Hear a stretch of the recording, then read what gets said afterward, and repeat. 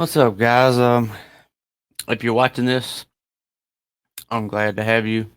Want to go over a bunch of recent transactions and different cuts and moves and restructures and rumors surrounding the Saints so far this offseason. I'd like to take a second to ask you if you haven't subscribed, please subscribe. We will be covering many more transactions for the Saints and upcoming draft and trade rumors and all of the different things leading up to the season, and then probably recapping games and all sorts of Saints information and opinions. So if you're watching this, please take a moment to subscribe, hit the like button, leave comments so I can know what you think, suggestions, things of that nature.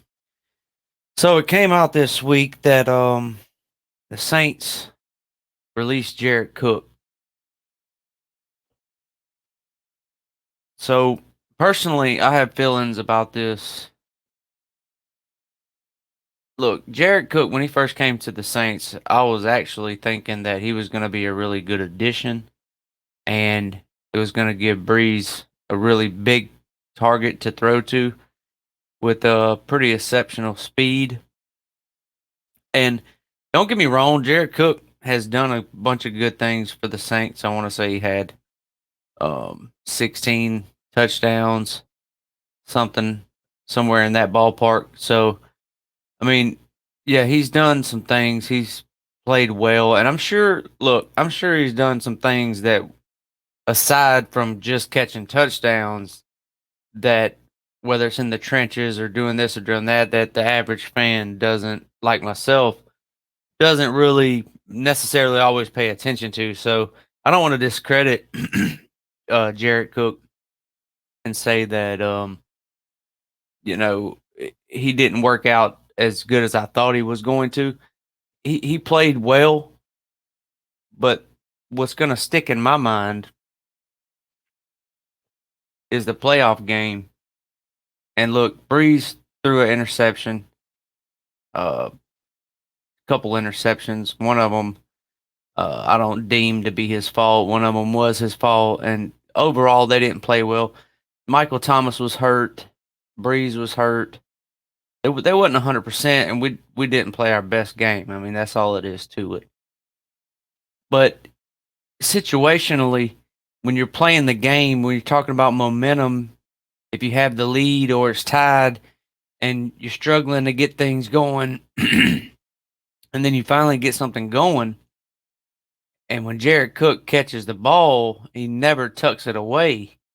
And I think we all kind of cringed and seen it coming when that defender started catching up to him. We knew the tomahawk chop was coming in there, and you just kind of had a feeling that that ball was about to come out. And sure enough, it did. And I think at that point in the game was really, I mean, it was critical. Don't get me wrong, that's not why he was released. Although that's going to stick in our minds for a while. He was released because obviously the Saints are trying to create cap space. I mean, they're in a dire situation. There are going to be more cuts and restructures and things of that nature. I'm going to go ahead and warn you, there's going to be a couple more cuts that you're probably not expecting. I'm not in depth enough to be able to sit here and tell you who.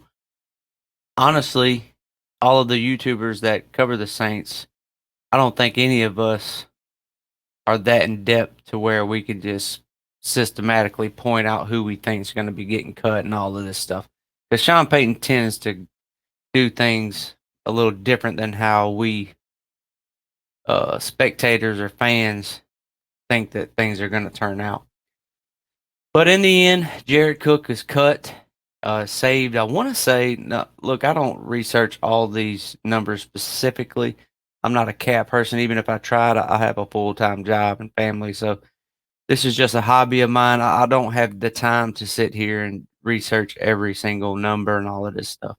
But I think so. Don't quote me on when I start talking about numbers. Don't quote me on that because I'm sure a lot of times I'm off. But I think we saved 8 million in cap space by cutting Jared Cook. It's just something that has to be done, you know. So I'm not honestly, I am not. This move doesn't make me upset. I'm sure there'll be a couple moves that will make me upset. That was not one of them. So the next person we all heard about this week that got cut was Josh Hield. Now Josh was never. I mean, he could catch the ball, he run routes, and he'd done a bunch of good things. You know, line play fullback position, tight end. He's caught some touchdowns. He's caught some passes, and he's blocked really well. He's played special teams. He's done all sorts of things for the team. Hasn't necessarily been flashy, but he's been very valuable to the team. And it was another cap space move. And when you're in a cap space situation like that, you're gonna cut players that normally you wouldn't cut. I mean, that's just the nature of the business, I assume. So look, we all get attached to these players, but at the end of the day, this is how the NFL works. There's going to be a tsunami of cuts in the league that's going to surprise a lot of people, from what I'm hearing. So these two getting cut, that really leaves Adam Troutman, the rookie tight end that we drafted last year. Now, I can go ahead and tell you that I don't think Adam Troutman is going to be the starter next year. Now, it's possible. I'm not saying that he's not capable. What I'm saying is, if I had to guess, they're going to have to find a tight end that's really cheap, a veteran that has a very workable request as far as a contract. I don't see them signing a star at tight end or anything of that nature. I think it's going to be more along the lines of, I don't think they'll draft one. How I see it going down is I see Adam Troutman being on the roster, not necessarily starting, but playing. And then I see maybe like somebody we've had in the past that's kind of flipped around from practice squad to here or there, whatever, maybe filling that third role at tight end. And then maybe a veteran that's not flashy, but somebody that's solid and affordable that we can fit in there at number one and swaps back and forth between Adam Troutman and the veteran. Who that might be, I don't know. Somebody like Kyle Rudolph and some other tight ends that's been released, I don't think that's going to be in the Saints' price range. I think they're trying to get cheaper for sure in that position. I'm sure a lot of other positions. So we hate to see him go, but that's just how it is. I don't think Adam Troutman yet is the answer for your number one, but I think he'll definitely be in the rotation. Obviously, I think they're going to sign an affordable veteran to help with the workload at tight end. Now, a more emotional one is Thomas Morstead. He's been with us forever. Him and Drew Brees was the only two players left from the Super Bowl run, and we will remember him most famously for the onside kick in the Super Bowl. And he's done a lot of great things. I mean, he's really been at the top of his craft in the NFL for quite some time. I want to say 10 years or so, 10, 11 years. And last year, in his video that he released the other day when he was talking to the media, he said he hurt his back and he wasn't able to train like he normally does leading up to the off season and all of that, and he had a bad year. I don't think that's why Sean Payton and them cut Thomas Morstead. Matter of fact, I'd be willing to bet that has nothing to do with it, because all of the consistency that he has had throughout his career and the good things that he has done for the team throughout his career, I would think you are allowed to have a down year. What is probably not acceptable is when you have a punter that is getting up in age and he's been with you for that long and he has a down year and his cap hit I want to say is 2.36 million or 2.6 million next year, and I could be wrong. Like I said, don't quote me on that. Then you're like, well, look, we got to make cuts, and at the end of the day, he's a punter. Now, he was a very good punter for most of his career, and I'm sure he's going to go play for another team, and he's going to shake back, and he's going to do good, and I hope he does. But at the end of the day, can't you get cheaper at that position? Cheaper isn't always better. You get what you pay for. I understand that. But can't we get cheaper at punter? And I'm sure that's what they're thinking. Like whether it's an undrafted rookie free agent, um, uh, maybe an older guy that'll take $1 million base salary. Whatever the case is, it's tough decisions. It's things that has to be done in order to get under the cap and to be able to sign other players and your draft picks, etc. Now we have nobody to blame. As good as Sean Payton and Mickey Loomis and all of these guys have been with moving money around and restructuring, they brought this on themselves. But in some sense, that's the price you have to pay to build a winning football team. And COVID comes along and messes up everything. And all of a sudden, you're in this situation where instead of the cap going up, it's going down. And look, I don't even get me started on the salary cap. I wouldn't even have a clue how to, even understand all that. But just from an average fan like myself, my thoughts, would be like, well, I understand that the best I understand is that the TV networks pay the NFL, for these games to be on their broadcast on their networks, blah blah blah, and that's how they get their revenue and all this other stuff.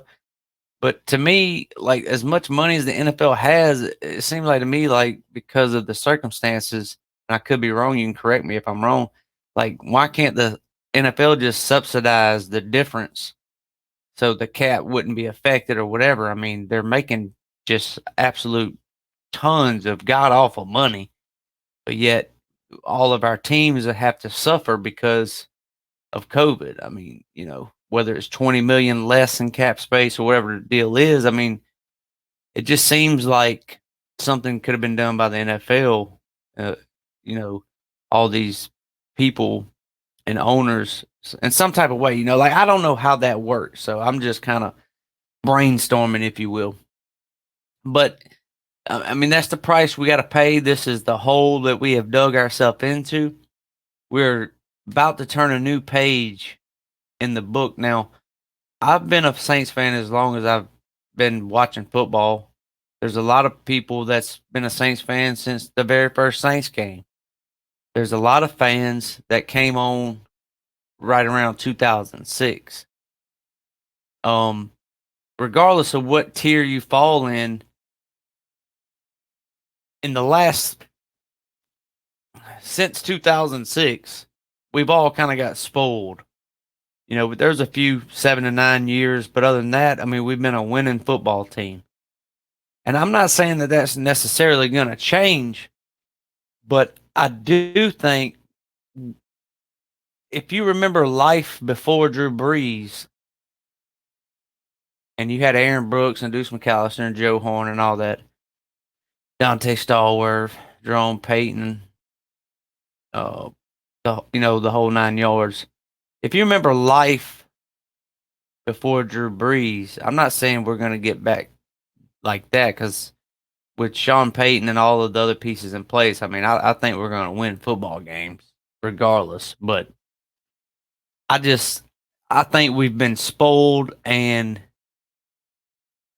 we're in for a rude awakening in the sense that everything might not always be sunshine and roses, so to speak. I mean, I remember Saints playing the Jacksonville Jaguars. At that time, it was the last game of the season. We had to beat them to go to the playoffs. And I remember at the time I was in Mississippi and I wasn't able to watch it on TV. And I was sitting in my brother's wife's car listening to the game on the radio.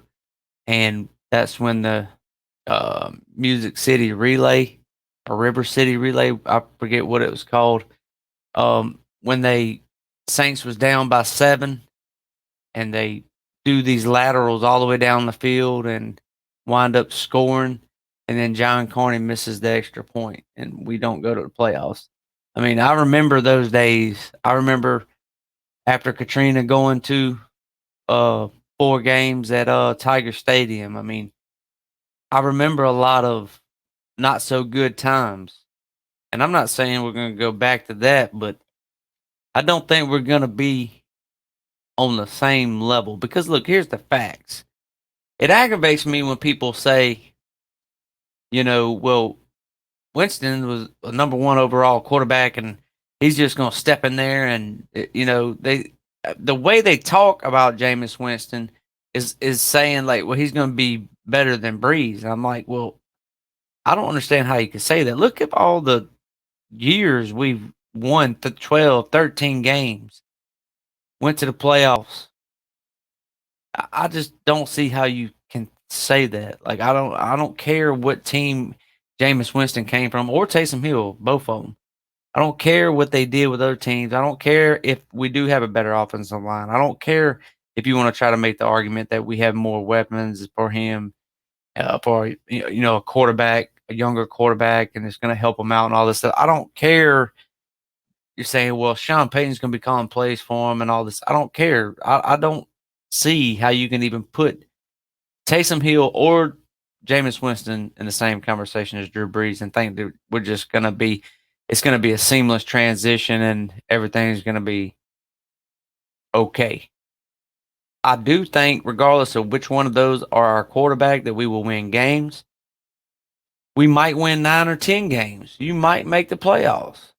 But if you go to the playoffs and lose, I mean, what is that? I mean, we did the same thing with Breeze every year except the year we went all the way to the Super Bowl and won. So I mean, to be better than Breeze, to even be in that conversation, one of those 2 quarterbacks, if they're the starter, would have to take us to the Super Bowl and win. Then you could put them in the argument and say, well, that whoever did that, whether it's Taysom or Jameis, then you could say, if they brought you all the way to the Super Bowl and won, then you could say, man, Jameis played just as good as Breeze. Like we might be on to something here. But he's not shown. I don't care if he's had LASIK. I don't care all the excuses you can come up with. He hasn't shown anything to me that says he's going to be Drew Brees' replacement. Now, a lot of rumors have been out there about the Saints getting Russell Wilson. Honestly, don't get me wrong, I would love that. Like, I mean, I'd be willing to give up 3 first-round picks and a couple, and a player or something like that to get him. But in all honesty, I don't think the Seahawks would have to be absolutely insane to let Russell Wilson leave. Now, if he just refuses to play or he wants to leave or whatever, and they would kind of be forced to get rid of him, and the deal is so sweet they can't turn it down, that's a different story. But the Saints don't have. I'll tell you what. If the Saints was able to acquire Russell Wilson without giving up one of your big names like Alvin Kamara, Michael Thomas, or something like that, if they was able to pull that off, I don't care if it was 3 first-round picks. To me, we don't hit on first-round picks as good as other teams, in my opinion. Sometimes we do, sometimes we don't. Not as it seems like second, third, and fourth round, and we hit on better than we do the first in some situations. I wouldn't mind giving up 3 first-round picks to get him, but if the Saints was able to pull that off and restructure and cut and make room for all of the Russell Wilson salary coming in, the whole 9 yards, and able to get within compliance of the cap and sign Russell Wilson, I mean, that to me would be just astonishing. But it seems to me that you would have to wipe out a good portion of your team and suffer a lot just to get Russell Wilson. So I don't think that they're even in the conversation. I don't think the Seahawks want to get rid of Russell Wilson. and I don't think that the Saints have the ability to get him. Now, one thing that's interesting is I heard that the Jets are talking about getting rid of Sam Darnold, or they're taking calls or something like that. I'll be honest with you, I have not watched Sam Darnold perform. Okay, I've seen highlights, ESPN or whatever, but I haven't like watched a Jets game when we was, playing Sam Darnold. From what I hear, he's decent, and I'm not saying he's. I put it to you like this: from what I'm hear, he's probably, I guess you probably around Jameis Winston type talent level, and I could be wrong. Like I said, so don't quote me on that. I don't know, but I'd be interested to know what you think about Sam Darnold. If any of you are familiar with him, do you think somebody like that could potentially be, I think if the Saints, in my mind, I think Sean Payton has already decided who his quarterback is going to be. Now, we haven't signed Jameis Winston yet. He's a free agent. There's other teams that supposedly are looking at him.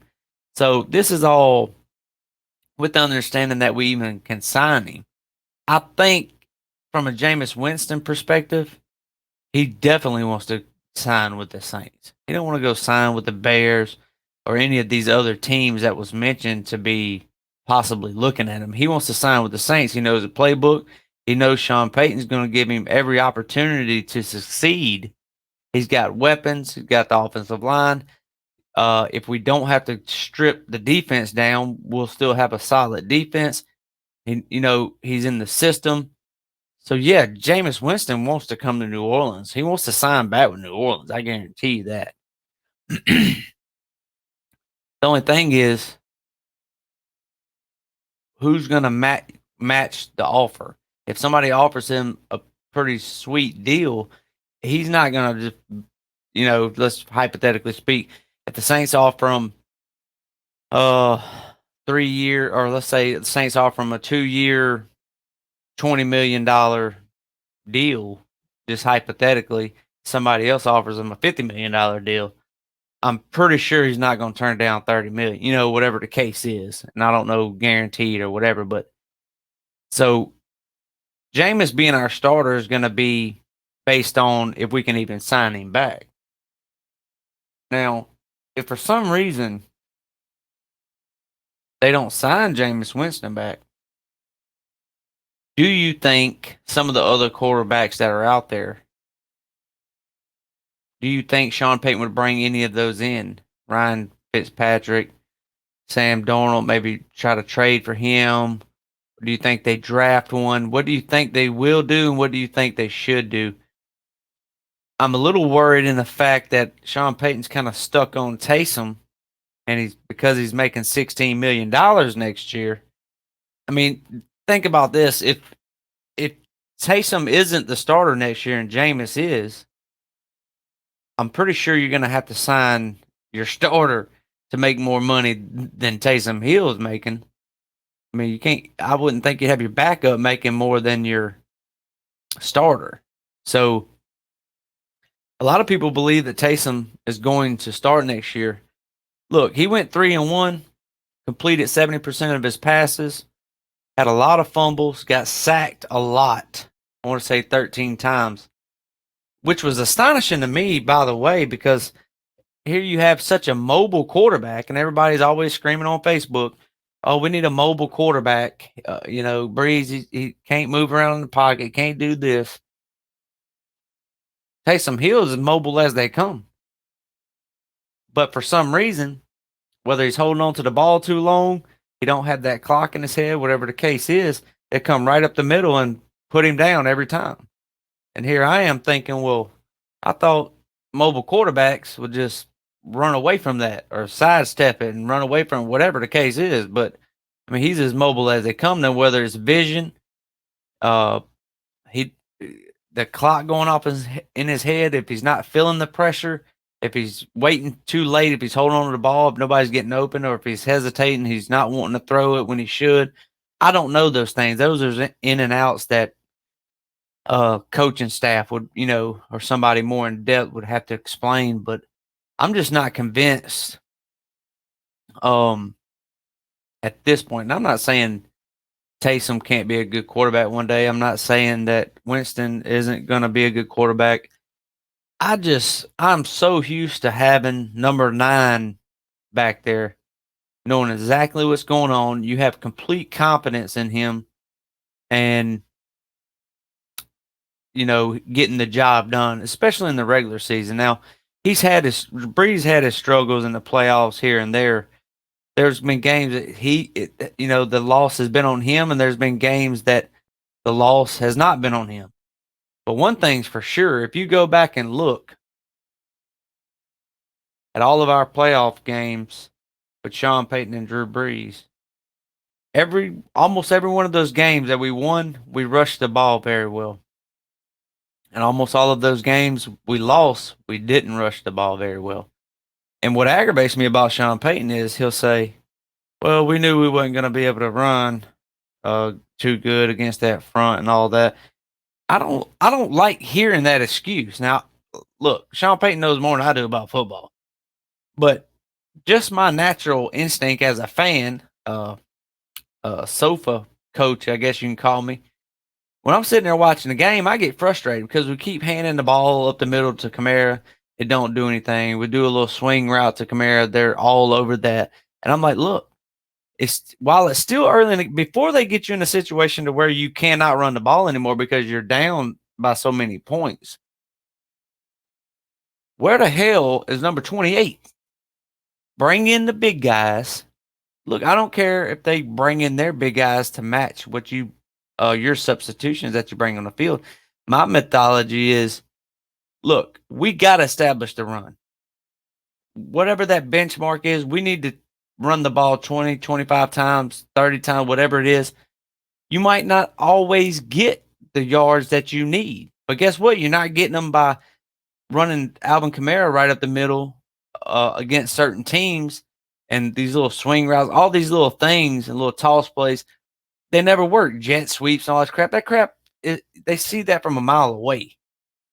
So my philosophy has always been in my head, and like I said, I don't know anything. Sean Payton knows a billion times more than I do about football.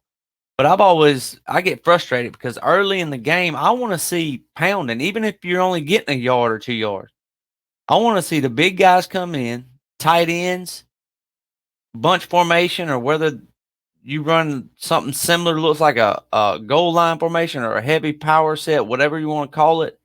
I wanted to see in that playoff game, which Murray I don't think was played. I think he was injured, but times throughout the season, I wanted to see power football.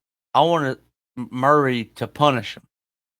I wanted him bruising them and hitting them, and I wanted smash mouth football. Even if you're only getting a couple yards, get those attempts and try to get some yards and try to stay ahead of the chains. I can't tell you how many times I've seen little runs. Now, don't get me wrong. I'm not blaming anything on Kamara. I mean, he's something else. I mean, he's next level especially when he gets in space.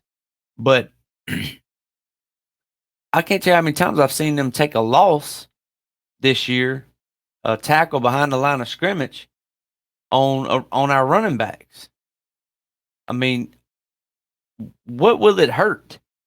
If the plays that you want to run, running plays that you want to run aren't working, why not bring in the big guys, bring the big boy in there, and let him bruise them up, let them run it right down the throat. I mean, that's just my philosophy. So we're gonna have a lot more videos to come. I'm trying to stay in touch with what's going on, and I'll try to make and put my own spin on things and try to predict what's going to happen with different positions as they move players around and cut them, etc. And we get closer to the draft, we'll start analyzing that a little better because I'm sure things are going to change, whether it be acquiring draft picks through trades or what have you. But one thing's for sure, I think we've turned the page, and whether it's going to be pretty or not, I don't know. But all we can do is just keep pulling for our team, and no matter what, we're never going to abandon them. So I guess all we can do is just hope that Sean Payton and Mickey Loomis knows what they're doing, and hopefully we can one day get back to the Super Bowl.